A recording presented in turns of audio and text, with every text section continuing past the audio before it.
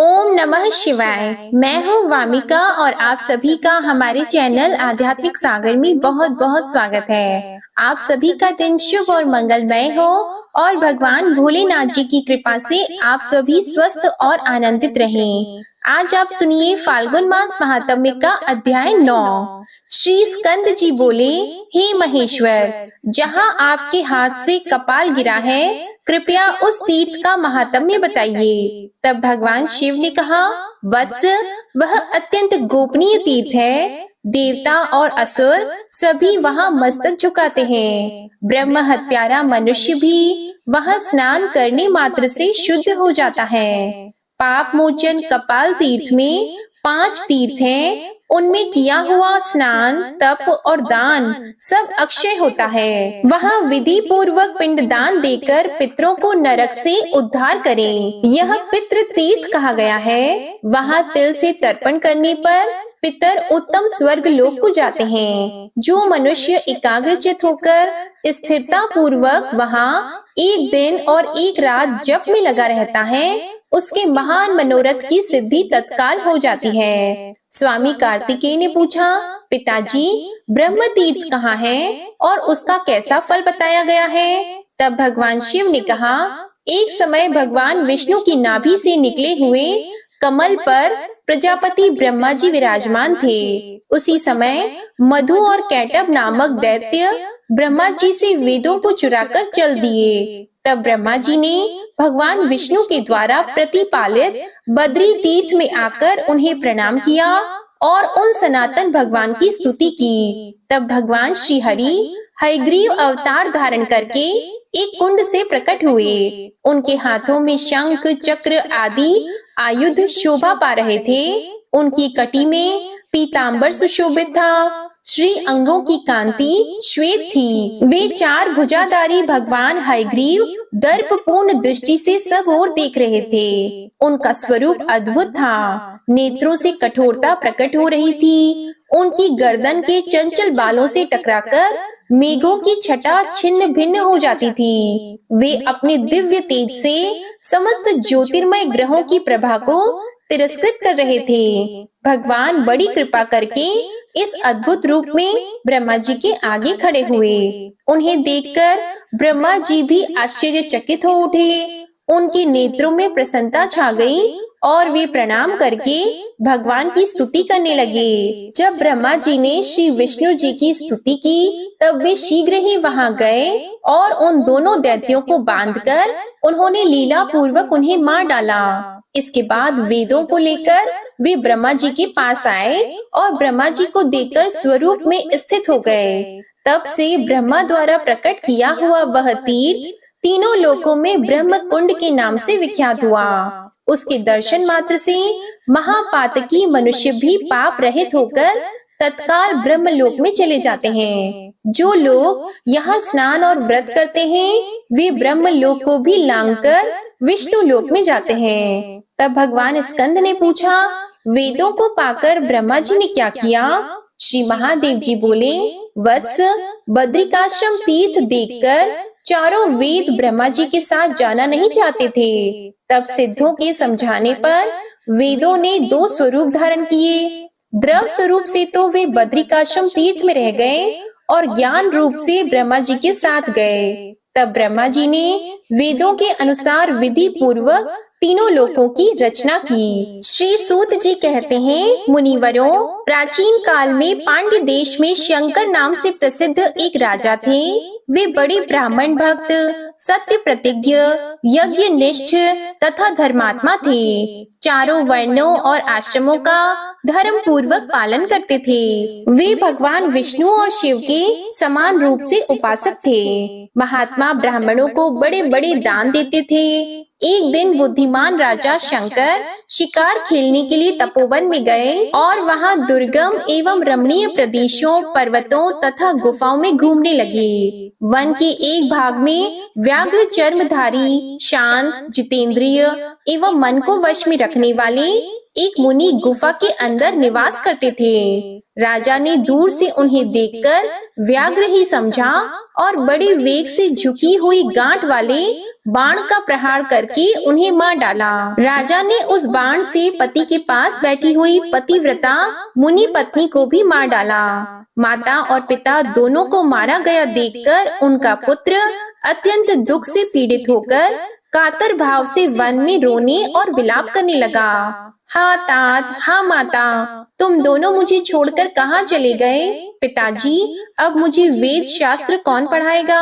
माँ, कौन मुझे शिक्षा के साथ साथ भोजन देगी? हाय तात, आप तो परलोकगामी हो गए, अब मुझे सदाचार की शिक्षा कौन देगा? हाय, आज किस पापी ने अपने बाणों से बिना किसी अपराध के आप दोनों को मार डाला?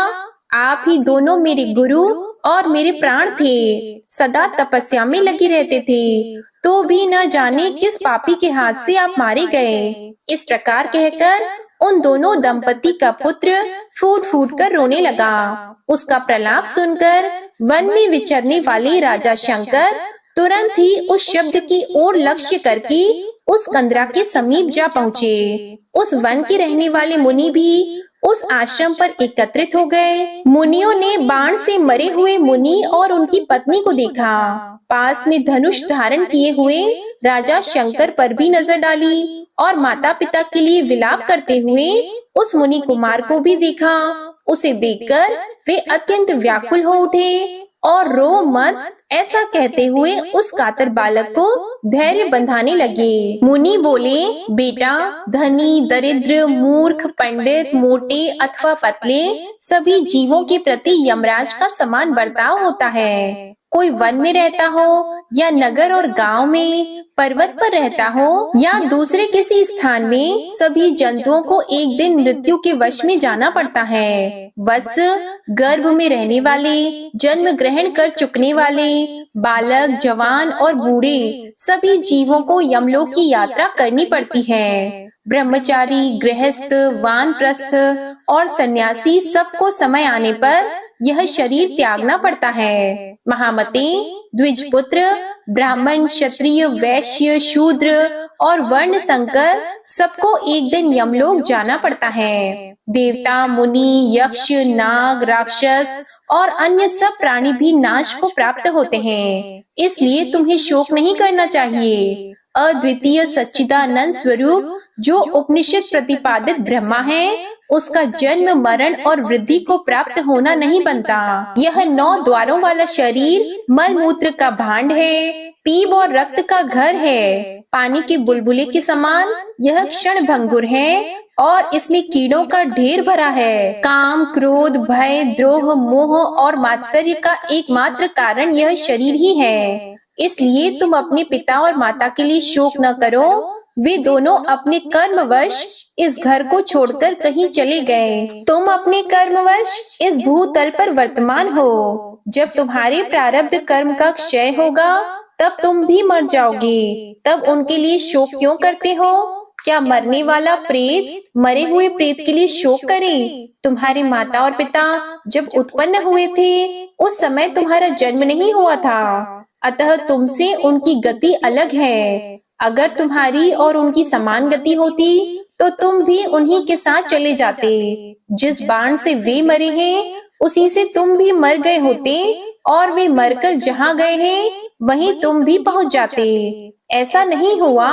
इससे सिद्ध है कि तुम्हारी और उनकी समान गति नहीं है, अतः उनके लिए शोक नहीं करना चाहिए। मरे हुए प्राणियों के भाई बंधु जो इस भूतल पर आंसू बहाते हैं, उन आंसुओं को मरे हुए प्रेत परलोक में पीते हैं। इसलिए शोक छोड़कर एकाग्र चित्त होकर धैर्य धारण करो और वैदिक रीति से माता पिता का प्रेत कार्य करो। तुम्हारे पिता और माता बाण के आघात से मरे हैं, अतः उस दोष की शांति के लिए इनकी अस्थियां लेकर रामेश्वर शिव के क्षेत्र में मुक्तिदायक राम सेतु में स्थापित करो तथा सपिंडीकरण आदि श्राद्ध भी वहीं करो। इससे उनके दुर्मृत्यु जनित दोष की शांति हो जाएगी। मुनियों के ऐसा कहने पर शाकल्य पुत्र जांगल ने माता पिता के सब अंत्येष्टि संस्कार किए इसके बाद दूसरे दिन उनकी अस्थियां लेकर वे हालस्य क्षेत्र में गए। हालस्य क्षेत्र से रामेश्वर क्षेत्र में जाकर मुनियों के बताए अनुसार वहां उन अस्थियों को डाल दिया और वहीं रहकर 1 वर्ष पूरा होने तक सब श्राद्ध आदि कार्य संपन्न किए। वर्ष भर निवास करने के बाद एक दिन जांगल मुनि ने रात को सपने में अपने माता पिता को देखा। उन दोनों ने अपने अपने हाथों में शंख, चक्र, गदा आदि धारण कर रखे थे। दोनों ही पद्ममाला और तुलसी की माला से विभूषित होकर गरुड़ की पीठ पर बैठे थे। उनके कानों में मकर आकृति कुंडल झिलमिला रहे थे। कौस्तुभ मणि उनके वक्ष स्थल को अलंकृत कर रही थी। मुनि पुत्र ने इस प्रकार की झांकी में माता पिता का दर्शन करके मन ही मन बड़ी प्रसन्नता का अनुभव किया। इसके बाद जांगल मुनि पुनः अपने आश्रम पर आकर सुख पूर्वक रहने लगे। उन्होंने माता पिता के विषय में सपने में देखा हुआ वृतांत वहां के सब ब्राह्मणों को बड़ी प्रसन्नता के साथ सुनाया। यह सुनकर वे सब मुनि बड़े प्रसन्न हुए।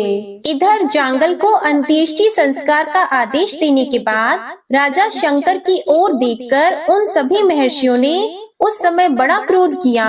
वे उन्हें कोसते हुए बोले, महामूर्ख पांड्य नरेश, तूने क्रूरतावश ब्राह्मण की हत्या की है। तुझे स्त्री हत्या और ब्रह्म हत्या का पाप लगा है, इसलिए तो प्रज्वलित अग्नि में जलकर अपने शरीर का त्याग कर दे, अन्यथा सैकड़ों प्रायश्चित करने पर भी तेरी शुद्धि नहीं होगी। तेरे साथ वार्तालाप करने मात्र से दूसरों को भी भारी पाप लगेगा।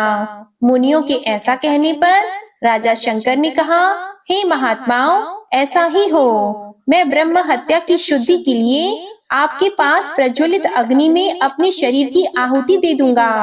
आप लोग मुझ पर कृपा करें, जिससे शरीर त्याग देने पर मेरा यह पातक नष्ट हो जाए। सब मुनियों से ऐसा कहकर पांड्य नरेश ने अपने मंत्रियों को बुलाकर कहा, सचिवगण, मैंने अनजान में ब्रह्म हत्या तथा क्रूरतापूर्ण स्त्री हत्या कर डाली है, जो महानरक प्रदान करने वाली है। इस पातक की शुद्धि के लिए मैं बड़ी बड़ी लपटों वाली प्रज्वलित अग्नि में मुनियों की आज्ञा से अपने शरीर को त्याग दूंगा।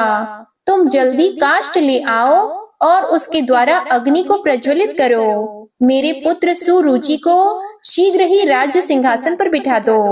राजा के इस प्रकार आज्ञा देने पर मंत्री लोग रोने लगे और बोले, हे पांड्यनाथ महाराज, आप तो शत्रुओं पर भी स्नेह रखने वाले हैं। हम सबको आपने सदा पुत्र की भांति पाला है। हम आपके बिना देवपुरी के समान सुंदर अपनी राजधानी में प्रवेश नहीं करेंगे। हम भी आपके साथ महाकाष्ठों द्वारा प्रज्वलित अग्नि में प्रवेश कर जाएंगे। मंत्रियों का प्रलाप सुनकर पांड्य नरेश शंकर ने उन्हें समझाते हुए कहा, मंत्रियों, मुझ महापातकी राजा को लेकर क्या करोगे?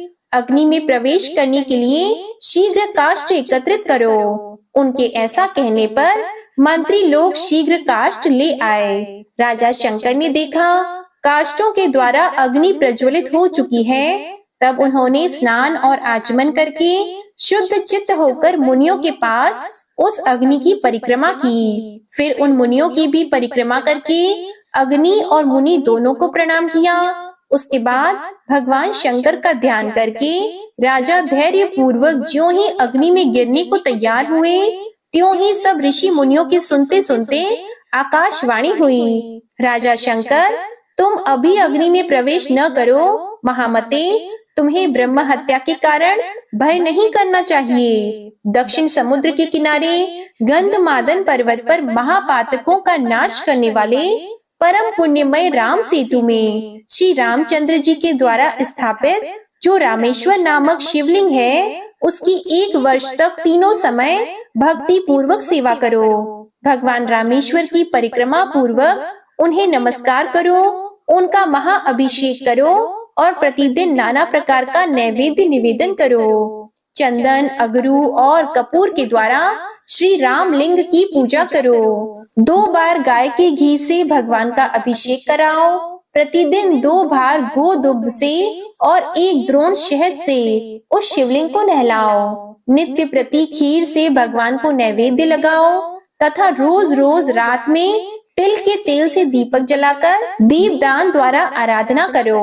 महाराज, रामेश्वर शिव की इस प्रकार उपासना करने से तुम्हारी स्त्री हत्या और ब्रह्म हत्या तत्काल नष्ट हो जाएगी। तुम शीघ्र राम सेतु पर जाओ और निरंतर रामेश्वर का भजन करो। इस कार्य में विलंब न करो। वह आकाशवाणी सुनकर सब ऋषि राजा को जल्द जाने की प्रेरणा देने लगे। महाराज, मोक्षदायक राम सेतु पर शीघ्र जाओ। हमने भगवान रामेश्वर के महात्म्य को न जानने के कारण ही आपको प्रज्वलित अग्नि में देह त्याग करने की सलाह दी थी। मुनीश्वरों की ऐसी आज्ञा पाकर महाराज शंकर ने चतुरंगिणी सेना तो नगर में भेज दी और स्वयं हर्ष युक्त मन से महर्षियों को नमस्कार करके कुछ इने गिने सैनिकों के साथ बहुत धन लेकर भगवान रामेश्वर की सेवा के लिए गंधमादन पर्वत पर गए तथा वहां शुद्धिदायक राम सेतु पर उन्होंने 1 वर्ष तक निवास किया।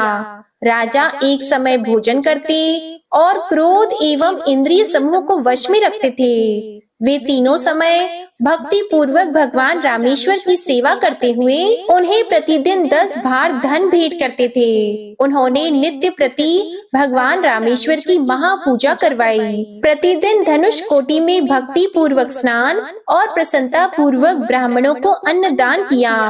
आकाशवाणी ने जैसा बताया था उसके अनुसार सब पूजन किया।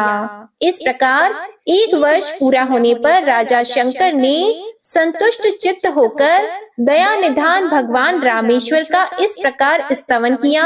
मैं सबके ईश्वर रुद्र को नमस्कार करता हूँ। रामेश्वर नाम से प्रसिद्ध भगवान उमापति को प्रणाम करता हूँ। देव, कृपया मेरी रक्षा कीजिए और मेरी ब्रह्म हत्या को शीघ्र जला डालिए। त्रिपुरासुर का नाश करने वाले महादेव, आप कालकूट विष को भक्षण करने वाले हैं। हे दया सिंधु, आप मेरी रक्षा करें और मुझे स्त्री हत्या रूपी पाप से छुड़ाएं। हे गंगाधर, विरूपाक्ष, रामनाथ, त्रिलोचन, प्रभु, आप अपनी कृपा दृष्टि से मेरा पालन कीजिए। प्रभु, मेरा पातक नष्ट कर दीजिए। आप मुझे शुद्धि देने वाले हो, जो आनंद स्वरूप और सच्चिदानंद घन है। उन रामेश्वर शिव को मैं बारंबार नमस्कार करता हूँ। मेरा पातक नष्ट हो जाए। इस प्रकार रामेश्वर महादेव की भक्ति पूर्वक स्तुति करते हुए राजा शंकर के मुख से अत्यंत भयानक ब्रह्म हत्या निकली, जो नील वस्त्र धारण करने वाली